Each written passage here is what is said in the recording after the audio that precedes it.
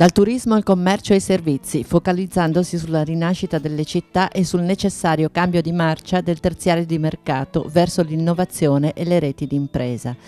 Sono alcuni dei temi dell'incontro che si è svolto nei giorni scorsi nella sede di Confcommercio Veneto tra il presidente della Confederazione regionale Massimo Zanon e i direttori dei principali quotidiani veneti. Un confronto a 360 gradi al quale hanno preso parte il direttore del Corriere del Veneto Alessandro Russello, che ha posto l'accento sullo sfruttamento del territorio negli ultimi 20 anni da parte delle attività produttive dei grandi centri commerciali, e il direttore del Gazzettino Roberto Papetti, che ha sottolineato invece la necessità di un rinnovamento del commercio tradizionale dal quale partire per far rivivere i centri storici. Innanzitutto dobbiamo renderci conto che velocissimamente dobbiamo mettere queste imprese in condizione di mantenere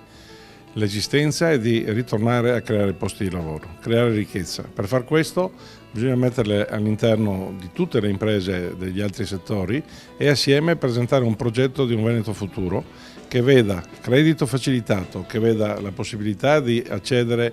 alle nuove forme e ai nuovi sistemi, ai nuovi linguaggi per poter essere competitivi sul mercato. Decisamente non bisogna mai dimenticare che c'è un altro aspetto fondamentale, che è quello legato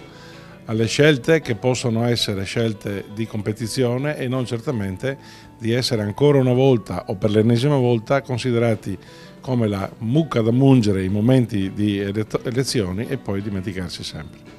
Frenare il consumo di suolo e puntare su formazione, imprese in rete e innovazione di sistema è anche ciò che propone Confcommercio Veneto nel suo manifesto, un documento consegnato alla politica dal prossimo governo regionale, alla quale si chiede un riconoscimento del ruolo del terziario nell'economia regionale e un supporto efficace per il suo sviluppo.